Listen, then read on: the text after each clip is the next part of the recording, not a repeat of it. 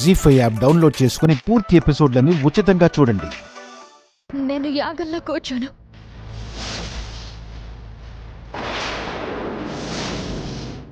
నన్ను క్షమించండి.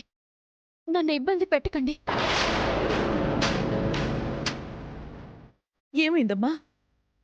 ఎందుకు ఇలా చేస్తున్నావు?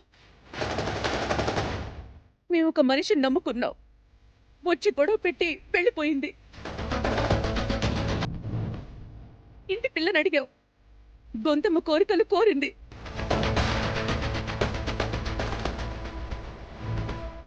నిన్ను నమ్ముకుంటే ఇలా అంటున్నావు.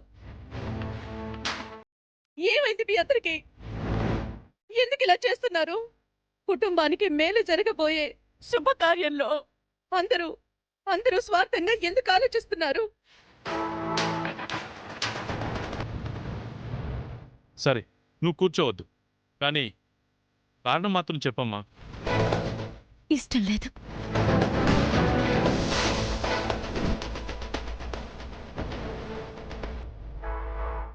ఇష్టం లేకపోవడానికి కూడా ఓ కారణం ఉంటుంది కదమ్మా, చెప్పమ్మా.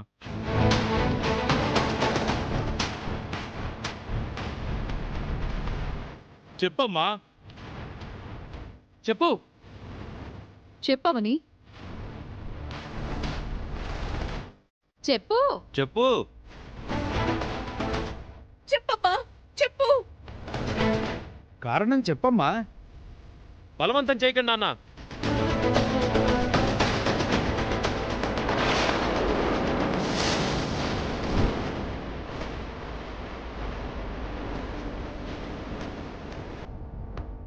ఇష్టం లేదని అంటుంది కదా, ఇబ్బంది పెట్టకండి. కారణం ఉంటుంది కదరా. తన వ్యక్తిగత కారణాలు తనకుంటాయి నాన్న. అడిగే అధికారం మనకే ఉంది. నువ్వు సడన్ గా ఎంటర్ అయ్యావంటే, పర్ఫెక్ట్ టైమింగ్లో వచ్చావంటే అవని ఇక్కడ మ్యాటర్ అంతా పోస్ట్ చేసిందన్నమాట. నీ పెళ్లి గురించి జరుగుతున్న యాగం రా ఇది. పెళ్లి కాని అమ్మాయి దీనిని పూర్తి చేయాలి. మన మంచి గురించి ఆలోచించే అవని చేస్తే తప్పే ఉంది. తన మంచితనాన్ని మనం కూడా అర్థం చేసుకోవాలి కదమ్మా. మన ఇంట్లో ఒక నిస్సహాయురాల్లా అవని ఉంటుంది కదా అని మీరు ఏం చేసినా చెల్లుతుందనుకుంటున్నారా? నేనడిగిన దాంట్లో అంత తప్పే ఉంది శ్రీకర్. అవని మన ఇంటి మనిషి అనుకుని సహాయం కోరాను. అందులో అంత పాపం ఏముంది? సొంత మనవరాలినే అడిగితే పెళ్ళి అనే లాక్ పెట్టింది అన్నావు.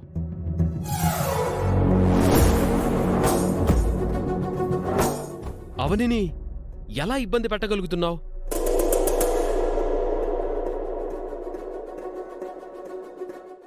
అత్తయ్య, శ్రీకర్ పెళ్లి కావ్యతో అని ఒక్క మాట చెప్పండి.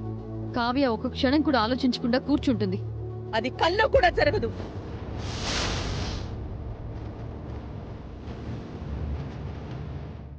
అవని, చివరిసారిగా అడుగుతున్నాం, యాగంలో కూర్చుంటావా లేదా? కూర్చోదు నాన్న.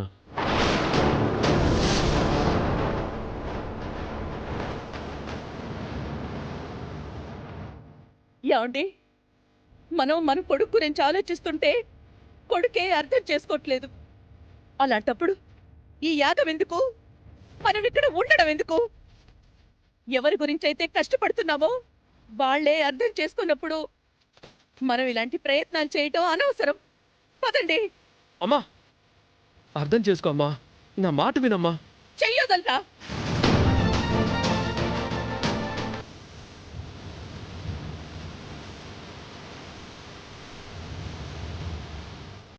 జీ5 యాప్ డౌన్లోడ్ చేసి అన్ని ఎపిసోడ్స్ పూర్తి ఉచితంగా చూడండి.